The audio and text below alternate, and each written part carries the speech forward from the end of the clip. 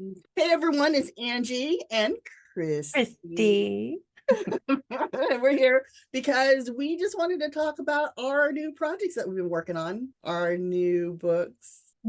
Our contemporary romances. Yay. Yay, us. So if you haven't been following the story, we started writing out of the blue and on a whim a contemporary romance and fell in love with the characters, the story, and the idea of contemporary romance.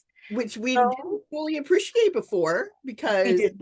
we're not contemporary romance readers per se. I do. I have read quite a few contemporary romances, and there are Oh, quite a few that I really enjoy. But I never pictured myself writing one. I always me have neither. had magic in it. Right? Magic, paranormal kind of stuff, or Vampires, sci-fi, or werewolves, fantasy, or fae, or whatever. something, Something something. happens. But no, this time we are being very good and we are sticking to real world stuff. And we fell in love with these characters and decided, you know what's better than one contemporary romance? For Four. I was gonna say two, but yes, four. We have the ideas for four, but we are writing two. But here's the thing. Uh, Here's the thing. The other two, uh-huh. which have characters, we Uh-huh. already drafted those. Like Oh we yeah. did the outline. Oh yeah. This Oh one, yeah. this one outlined. Christy, I really think that we need to outline these because we have the ideas for these stories, but we don't want to forget. So let's outline them. And this is Christy going, what? Who are you? What have you done with the real Angie? But we came up with a brilliant idea on how to outline them. Yes, and let's promote this because this Yeah, was awesome. yeah, So, Angie and I go to Zoom and we talk it out and we create our outline that way. I'm telling you, you and might then not believe it, but it works. because it makes a transcript of what you talk about. And so Mhm. we just copied and pasted the transcript into a beat sheet because we did the Save the Cat beat sheet. And Right. then we have the outline document and then we can just transcribe it into the beat sheet. And like it was pretty fast to do and pretty easy because we didn't, because you know how when you're like drafting an outline, well, I don't know if you know, but with the two of us, because we've never really done it before until we started this series, we were like talking it out and trying to decide what we want the characters to do, what their motivations are, who the bad guys are, all that other stuff. And Mhm. rather than trying to type it down as we're talking, it did it for us. So yeah, This was a brilliant idea. And I give all the credit to Angie who thought this up, who said, like, wait, this would be the great way to do it. And it was fantastic. It worked amazing. because You I'm did, lazy and I didn't want to type it. but So like what's that saying? Like laziness is the mother of all invention, or it's um, not laziness. There's another word. But anyways, totally worked. And it was fantastic. And as we were talking, we were solving plot holes and problems. And no, I don't like that. Oh, let's try this and let's try that. And it's all written down. So even if you change your mind on the outline, we have other ideas already in the background because we have the transcript. So I'm telling you, even if you are not writing this with like two people, like even if you are writing a book on your own and you want to outline, totally, like I don't know if you need to do Zoom, but like find yourself, I'm sure there are some apps on your phone where you yeah, can like talk it out and it spits out a transcript. It was so much easier to do. yeah, Loved it. it really was.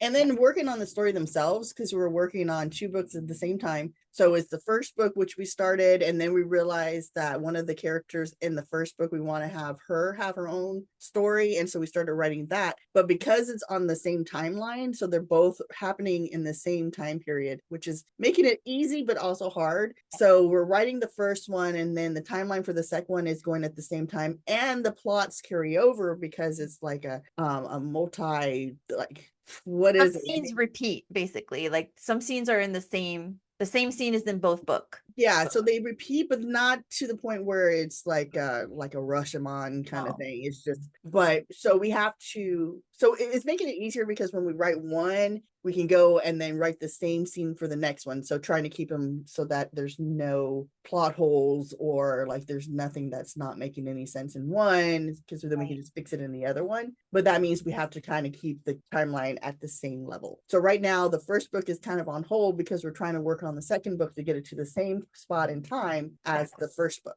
And the cool thing about that scene is that you see the same scene from different point of views. So Yes. one time you see it from one character in one book, but the second time you see it from another character in another book. It's really cool because you see like the scene is ambiguous at best. So you kind of see both sides. It's really cool. I really like it. And we're gonna have to try and keep it so that some of the spoilers in book 1 don't trickle into book 2. So like if someone reads book 2 first, then it doesn't spoil book 1. So it's tricky, but because we're doing it at the same time, is going to make it a little bit easier to do than to have to go back and try and fix something during the editing process, from one book to the other. So oh yeah, no, definitely this is going to be so much fun. And the other 2 books are part of the same world. So they're part of the same world. They're just different characters, and we'll figure out the timelines for it is just a little bit after these 2 books, but you will stay in the same world. You'll know the characters. They'll be alive and well in the other books. Like they'll be part of the story. And they became characters because we kind of fell in love with them. Like totally fell in love with all these other characters. And we're like, they need stories too, because they're so much fun. They deserve.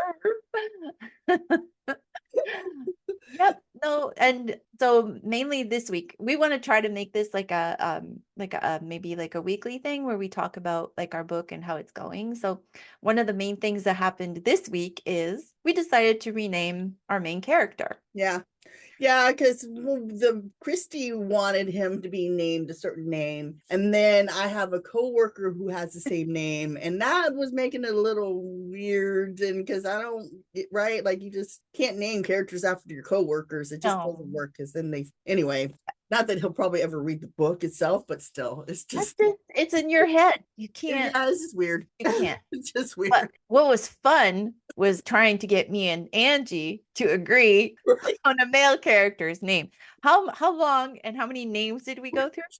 It probably had to do with the fact that neither one of us wanted to do anything else because okay, we're being procrastinators. Sure, I'll agree. Still, it shouldn't have taken the amount of time that it did to change one name.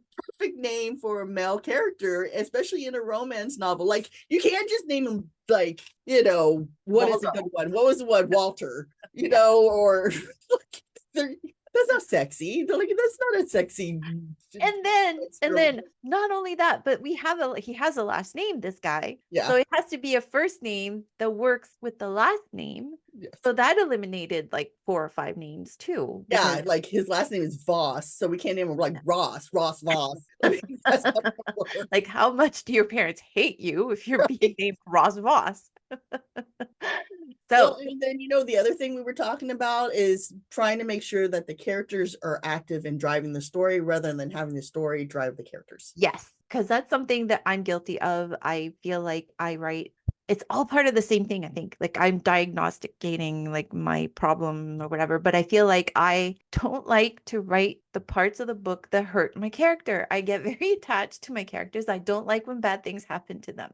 So for me to write something that happens that's bad is tough enough. To know that the character actually did that to themselves is devastating. So what happens is that my outlines are always like, and then this happened, and then this happened, but it's not the character that's making it happen. It's, well, this happened, and then the character reacted to it. So I purposefully have to literally I have to do this better, like I do. Yeah. And I'm the opposite. I like to kill my characters off. So no, which is why we're so good together, because you will go there. Keep them alive, Angie. Keep them alive. No, Angie, we're only halfway done through the book. You cannot kill this guy. Yeah, so it is like it's not a mystery or well, see, like the first one is truly like a like it's almost like a bad office situation. Like it's a really but the second one is truly a mystery. Like I think like it's a dig down deep kind of like find the plot, trying to find the because that's one of the things that Angie and I agree on. Like we love a good romance, but we don't like romance for the sake of romance. We want a romance that's attached to some kind of other plot that's going on. Like Buffy the Vampire Slayer. You know how Buffy, they have those episodes, and probably a lot of TV series. We just interviewed an author that worked in film. That's right. it. But like, you have the each episode you have a certain thing going on, like a mystery to solve in Buffy, or a bad guy that comes in. But there is usually in the series itself an overarching villain, like an overarching big bad that's coming and that they're going to eventually have to fight. Yeah. And so for our books, I think we have a big bad. So we have We this do. big bad, and he's weaving his tendrils into the storyline, into each book.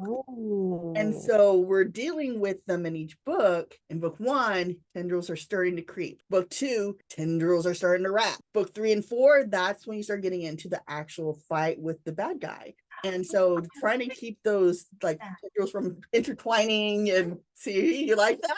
Oh, like tendrils are so good, and it's so visual and so true. Like, yeah. So like that's what we're having to do, because, and why we had to outline the other stories is because there is that overarching bad guy, and we got to try and figure out let's say their plot. Because so anyway, not to spoil anything. So Right. we're going to keep everything separate, but also like weave it together so that it all kind of seamlessly, flawlessly goes into each story. Yeah. Seamlessly, flawlessly. It was awesome. Like, I mean, honestly, like I'm having such a great time with these characters. We like, and it's so funny because now every time that Angie and I talk, it's like, I was thinking about something. So it's really cool. And we have 2 books. You might be saying to yourself, like 2 books, that's a lot. But it works out because while I'm writing one chapter, Angie is usually writing a chapter in the other book. Right now, it's not working out because we are trying to quickly write the chapters from book 2 so that it catches up to the timeline for book 1. But we also have a podcast. So, we all do some editing and some stuff. So it keeps us busy.